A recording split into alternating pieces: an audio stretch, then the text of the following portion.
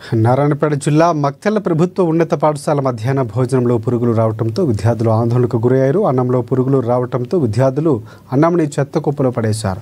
నాణ్యమైన పురుగులు లేని ఆహారం తమకు అందించాలని డిమాండ్ చేస్తూ ఏబీవీపీ నాయకులతో కలిసి పాఠశాల ముందు నిరసన చేపట్టారు.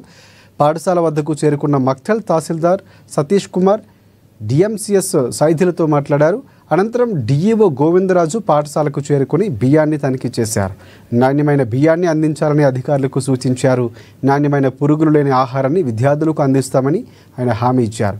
దీంతో విద్యార్థులు నిరసన విరమించారు. మక్కల్లో రైస్లో పురుగులు వచ్చినాయని మాకు విషయం అందింది. దానికి నిన్న కూడా ఇదే ఇష్యూ ఎంఈఓ గారు కూడా రావడం జరిగింది, రిపోర్ట్ ఇవ్వడం జరిగింది. దాంతో ఈరోజు కూడా రిపీటెడ్గా రైస్లో ఈ వైట్ వామ్స్ రావడం వల్ల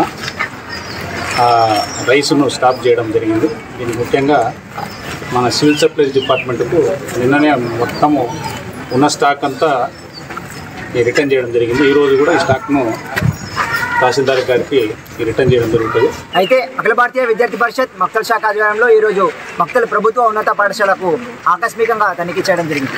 నిన్ననే అఖిల భారతీయ విద్యార్థి పరిషత్ నాయకులు ఆకస్మికంగా మధ్యాహ్న భోజన పథకాన్ని సందర్శించినప్పుడు అక్కడ మెనూ ప్రకారం ఫుడ్ వండటం లేదనే విషయాన్ని ఎంఈఓ దృష్టికి తీసుకురావడం జరిగింది.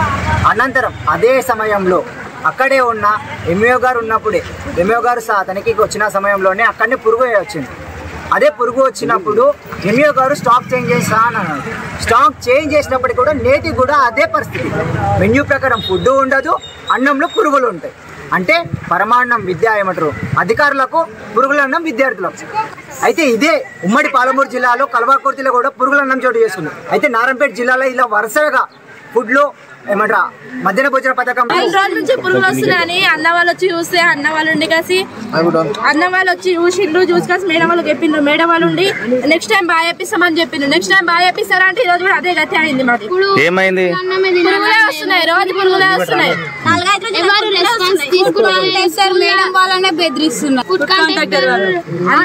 ఇట్లా రెస్పాన్స్ అయితలేరు. మొత్తం రోజు ఉప్పు నీళ్ళు 2 రోజుల నుంచి చూస్తున్నాం పురుగులు కనబడుతున్నాయి.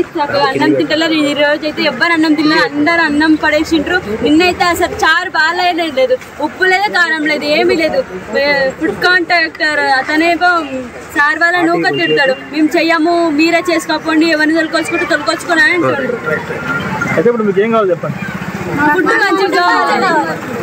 నిన్న కూడా ఇదే పెట్టిండ్రా అమ్మా? చెప్తే కూడా అదే పెట్టి అదే తిన్నాం. ఎవరు రెస్పాన్స్ చెప్పడానికి వద్ద ఏం చేస్తారు చేసుకోండి అని పప్పులు ఉప్పాలి అంటే ఉప్పు కిలో తెచ్చేసుకొని తినండి అని చెప్తారు. ఉప్పాయి లేదు, కారమై లేదు. అసలు ఎట్లా తినాలి? రోజు ఇట్లనే ఉంటే